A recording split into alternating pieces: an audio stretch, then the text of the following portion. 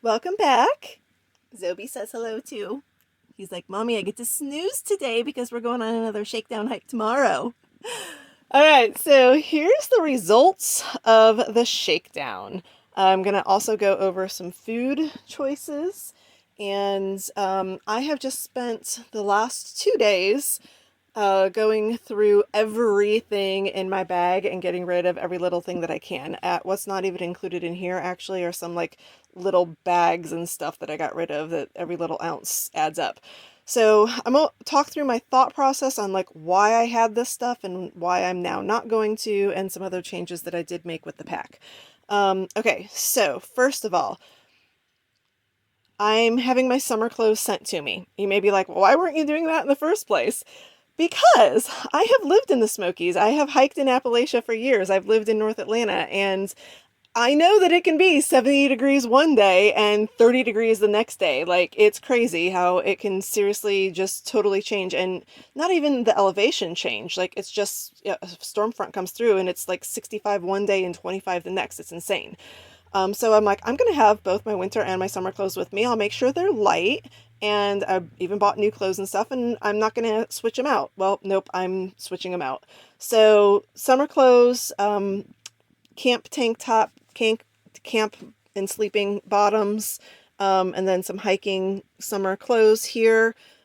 Those will be sent to me later. That's actually kind of a significant amount of weight there. These are my two winter changes that people are probably going to disagree with me on, and this is one that I'm disagreeing with myself on. But here's my thought process again.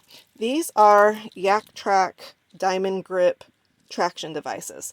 Even all the way up until last night, I was planning on bringing these. They're heavy. They just are. And here's the deal. I wasn't going to bring them because I was starting later in March. Now I'm starting earlier in March, so I was going to bring them. I know last year there was a late season winter storm that hit the Smokies in April, like an actual winter storm, snow, ice, hail, the whole 9 yards. Like if I was in the mountains, I would have needed these. However, I lived in the Smokies for a year. I lived in Atlanta for 2 years. I hiked all over the place. I came back up regularly when I lived in Florida, hiked all over. I didn't even buy these myself until a little over a year ago after a friend even told me about them. A friend who had hiked Kilimanjaro, and we were just talking about like differences in the various types of hiking around the world, and we started talking about traction devices, and she was just like, even in the Smokies and Appalachia, like people don't think about like needing micro spikes or crampons, but it's a good idea to have something, because like one slip on ice and you break your arm, your leg, crack your head open, like if you could prevent that, have it with you. So I'm saying all of this and almost talking myself into bringing them again. But I told myself, I'm like, I hiked for years without them. I haven't even actually, I used these once. Picking up my blanket. I used those once in the Smokies, and honestly, I don't know that I really even needed them the day that I used them. And if I need them, I'll have my friends who are doing my resupply be like, hey, overnight those to me. I need them. There's a storm front coming. Maybe I'll do that. I don't know. But I'm eliminating weight everywhere I can. They're staying home. Maybe I'll regret it. This is another thing, is staying home. It's not heavy. I actually like this, but I don't love it. I've only worn it like twice and I've had it for years. What I normally wear is one of those just headband earmuffs instead. I like having my hair down instead of like crushed to my skull. I feel warmer the other way. If I need something over my head, I have two options. My raincoat has a hood and my puffy has a hood. So that was just something I decided to eliminate. This was actually an oops that I even had in my pack to begin with.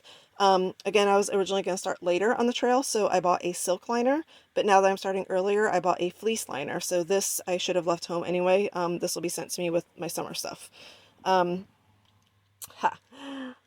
This I've gone back and forth on too. This is Wonderside. I just put it in a pump bottle that I bought at Walmart. It's 2 ounces. This is what I sprayed on my tent and what I spray on Zobi on his exterior for ticks. I have seen the actual Wonderside bottles. They manufacture 1 ounce, so it's half that. So I could potentially buy that. And believe it or not, I've actually seen Wonderside a lot around here in these mountain towns. So I'm thinking I can probably just pick this up somewhere. I've already sprayed my tent. I'll spray Zobi down before we go. It lasts a little while. I may or may not buy more or have this sent back to me, but for now it's staying here. The picaridin for me is still in the pack. It's going, period. End of story. This is, okay, so now we're getting into like, this is some of my 10 essentials, like day hiking, backpacking stuff that like I always keep with me. So it was just in my pack and I'm like, okay, you know what? I'm leaving it. This is actually a very super lightweight mirror. Both you can use it for vanity purposes, and also it's a signaling device just in case your, satellite device isn't connecting for SOS.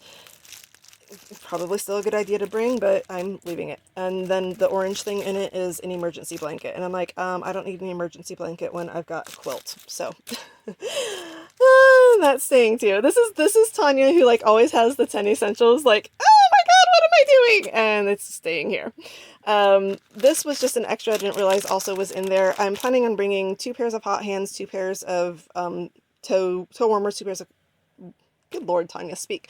2 pairs of toe warmers and 2 pairs of hand warmers during the winter months. Hopefully that's going to be enough. This is a full-length footy that I just bought. I just saw them at Walmart. I was like, oh, I'll try those.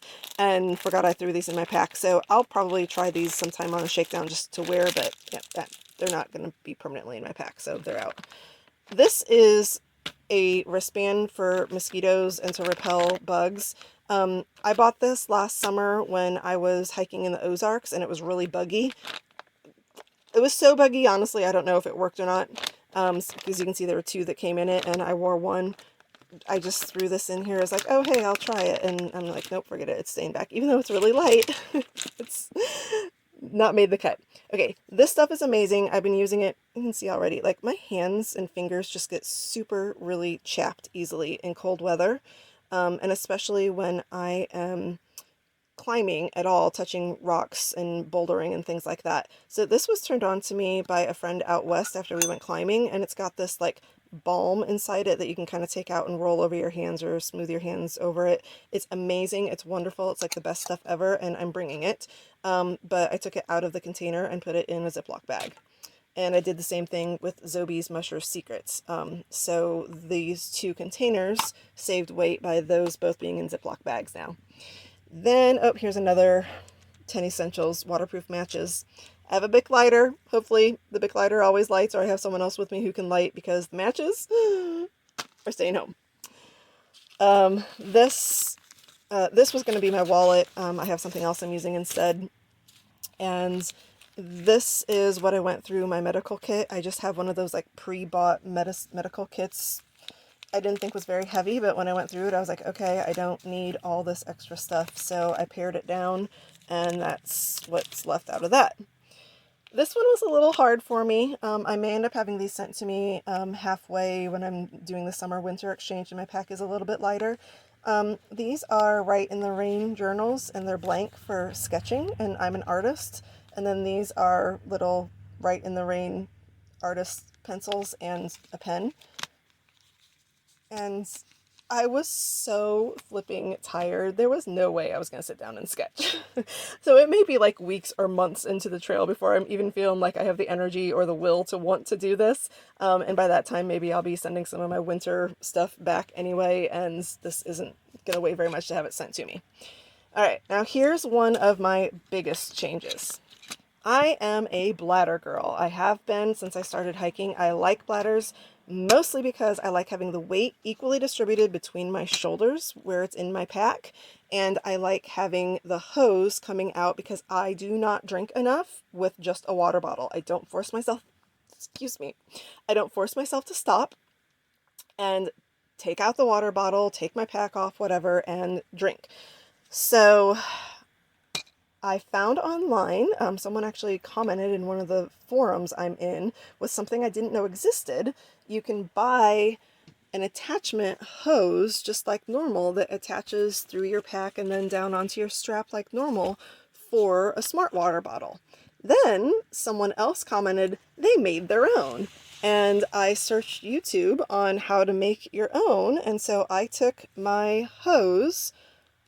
Did this today. It took forever, but I figured it out. I took my hose from my Hydra pack here, unclipped it right here, and worked the opening of this, that is what took forever, to get the hose through it down into the water bottle. and adjustable so that it'll slide with the amount of water that's in it.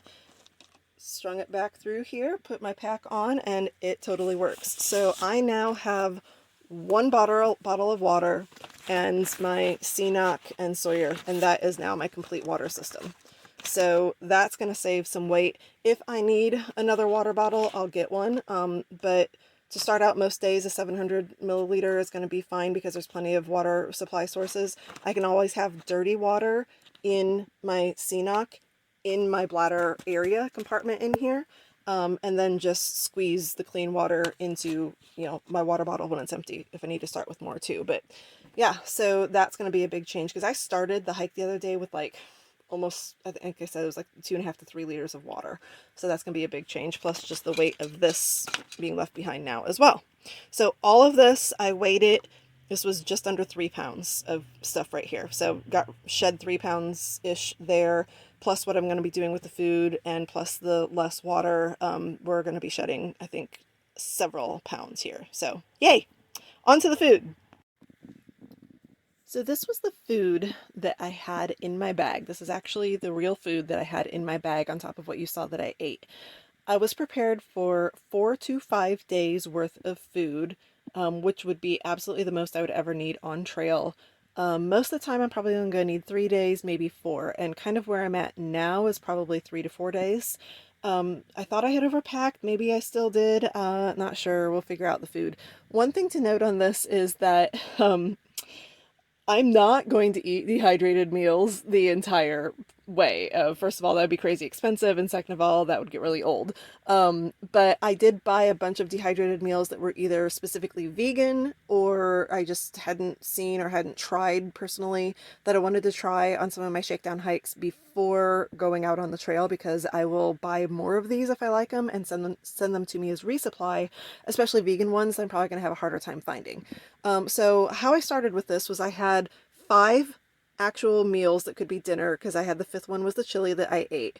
And then I had 3 desserts that could be dessert and or breakfast, because I also love these Lenny and Larry's protein cookies that are either snacks or breakfast for me. So kind of had breakfast options. The 3rd one here was the chocolate mousse that I actually ate. I had 3 cookies packed and 2 bags of vegan beef jerky that well, not beef, vegan jerky that I bought, again, at Sierra out west. So this is what was actually in my food bag, along with Zobi's food, which these little cans are just the right size for him, and I wasn't going to bring the cans. I was going to put these into Ziploc bags, and I totally forgot to do that. So I did have the weight of 3 cans, but they aren't that heavy, but still, 3 of them, 3 cans I didn't need to have the weight of. I do have dehydrated food. That's what's in here. I have a big bag of dehydrated food I'm going to split into some Ziploc bags and send me as resupply. I ended up just giving those to him as treats. He just ate it straight like that, but I can make a meal by adding water, and then that's the actual treats that he had left that he ate the rest of. So these were in my front pockets on my pack. I like to just eat this straight. Maybe occasionally I'll put it on like a tortilla or something, but I like this and the Justin's brand of like what's basically Nutella, chocolate peanut butter or chocolate almond butter. These are great quick little pick-me-ups. They're all natural fruit snacks. Blocks energy chews, love these things. And then this is actually baby food. I started doing this a long time ago when I started hiking, as again just like a quick boost of some calories, sugar, and this one even had 3 grams of protein. These can be a little heavy though, depending on the packaging. These little things aren't, I don't know. So, but I had those in my front pockets, and I also had an additional cookie in my front pockets. So on the trail between both days, so I did 16.5 miles, I ate actually on the trail 1 cookie, 1 of these, 2 of these, I didn't eat that, half of a thing of the blocks, and Zobi ate like half of a thing of treats. So I'm gonna have to pack more food for Zobi. I didn't expect him to eat 2 of those either. I thought like 1 of those would be dinner and breakfast the next morning, but he ate all of it. So Zobi, I'm probably going to have to pack a little bit more food for. Me, maybe pack a little bit less food, because the snacks especially is where I didn't get into that. So that would have been more than enough for an additional 2 days on the trail. So yeah, that's probably where I'm going to be able to save a little bit of weight, is packing snacks. And dehydrated meals are light. This one's really not, actually, because it's granola, but for the most part, dehydrated meals are light, but I can get other things that are just as light or perhaps even lighter at Dollar General and Walmart and still provide the calories and nutrition that I need. So that's where I was at with the food and how I'm kind of rethinking things a little bit on that as well. Okay, so that's my post-shakedown breakdown. I'm doing another shakedown hike, overnight backpacking trip with some friends tomorrow. So we'll see how the difference feels. I'm not going to be doing as many miles because they're not hiking that far, but I think I'll see a difference already. So keep you posted on that one. And I'll probably do one more shakedown hike overnight, just myself, like I did this week, without friends, and doing longer distances and stuff too. So, all right, stay tuned. We're getting close. I start in less than 3 weeks now. Yay!